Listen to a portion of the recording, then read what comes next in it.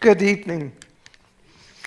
I'm Sylvia Falconer. I'm going to tell you stories about markings. As children, my friends and I liked to be heroes. We didn't have television, so we had to find those heroes on the Sunday comics or in comic books. And one of the heroes that the boys liked to play was the Phantom. How many of you remember the Phantom? Yeah. Now, to play the Phantom, you had to imagine wearing lavender leotards, and they went all the way around your head. So the only thing visible were your hands and your face. Now, the Phantom lived on an island where there was loads of gold. So, of course, bad people came to invade the island. And the Phantom knew where they were going to come. And he would get them, and he would sock them, and they'd all just be unconscious. Now, the important thing was the Phantom had a ring, and this ring had a skull and crossbone. And when he hit these guys, that mark of the skull and crossbone was on their cheek. Then the Phantom would leave. The police would come and they'd say, "Oh, the mark of the Phantom, he was here." We enjoyed playing the Phantom, but we began to wonder about those leotards. There was no zipper, no snaps, no buttons, and we wondered how he, well, you know. We liked to play Zorro. You remember Zorro. And to play Zorro, you got your mother to give you a towel and a safety pin, and you had your cape. Then you found a stick for the sword. And Zorro always rode a horse, so we'd come in riding the horse. And he'd get the bad guys, and he would somehow push them against the wall. He'd take his stick and go, ch-ch-ch. And remember, he never drew blood. It was just the clothes he would cut, and then he'd ride back away. And the authorities would come in and they'd say, "Oh, Zorro was here, the mark of Zorro." Well, I got tired of playing guys, and I created Zorrina. My favorite person to play was Sheena, Queen of the Jungle. She was gorgeous, this long blonde hair, and she wore this bathing suit out of leopard skin. It just covered the important parts. And like Tarzan, she would swing through the trees and help those she cared about. But Sheena was better than Tarzan because she had been bitten by a cobra. And you know, if you're bitten by a cobra, you're dead. But Sheena did not die.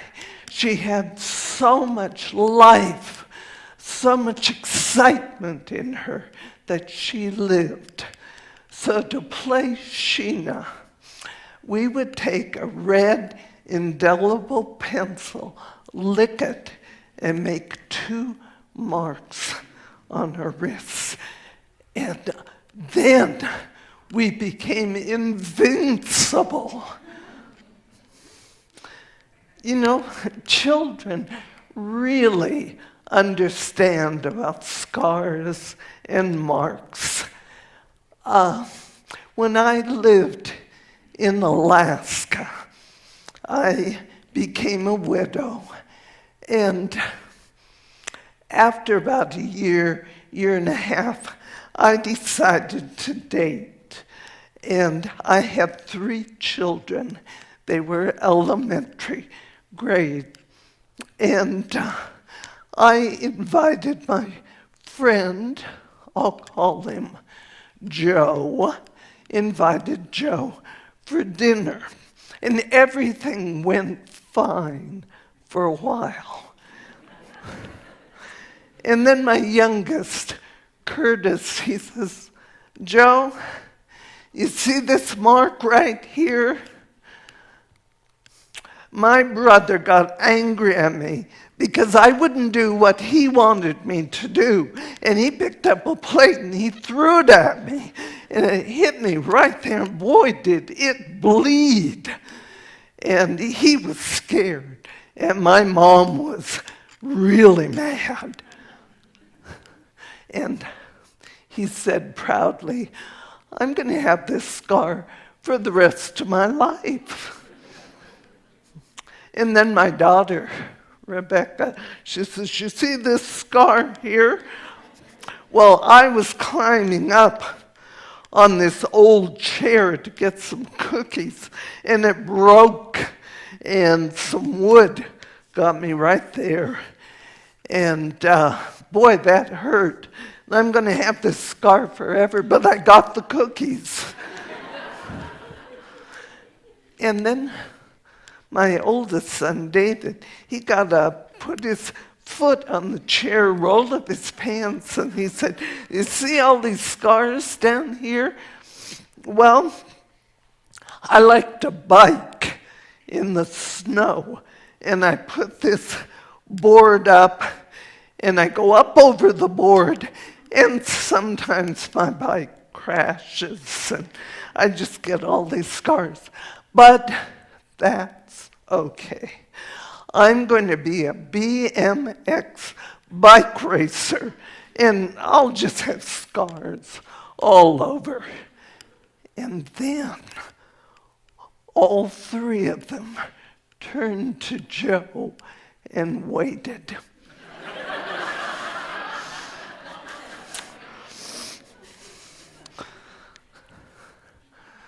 When in my 20s, I had a friend named Pat, and Pat was about 7 years older than I, and she had had cancer on her thigh. And Pat was the first person to have radiation treatment. Her picture with her on the table and this cone down pointed at her thigh was in the National Geographic magazine. Well, Pat and I went on the beach one day. We were sunbathing, and she had a big scar here from the cancer removal. And a woman walked past, and she said, "You know, that's really a terrible looking scar. That's really hideous. You should cover it up." And I looked over at Pat, and she had tears in her eyes, and she took my hand, and she placed it on that scar, white and shiny. And she said, "Does that disgust you? Does that upset you?" And I said, no. And she said, "Why can people look at this and know it is my badge of courage. Her badge of courage. Well, we also have emotional scars, ones we can't see, but we can feel. When I had my counseling practice in Denver, I had a young woman, I'll call her Julie, who was 2.5 months pregnant. And she was afraid she would lose the baby. She had lost 2 other babies through miscarriage. The doctors had looked at her, said, "There's no reason you're having miscarriages," but she was afraid. Well, we began to look at her story, and her parents were very, very poor. So poor they couldn't buy toys for the kids. But one day, her mom found this old little baby doll on the road, picked it up, and gave it to Julie. Julie said, "How I love that doll." It was old. It was one of those wood composition dolls. But she took it everywhere. And one day, she was out in the field. She lay her doll down to pick some flowers. And her mother called her, "Julie, get in here right now. I need you." And she ran in. She forgot her doll. The next morning, the fog had fallen. And you know, with fog, if those wood composition faces get wet, they begin to curl and crack. And Julie found her doll. And her mother was very upset. She said, "Julie, this is what you let happen." And she threw the doll in the trash. And Julie said, "No, Mama, please, I still want my doll." And her mother said, "Yeah, and every time you have your doll, your baby doll, you will drop it." And from that time on, Julie had been dropping her babies.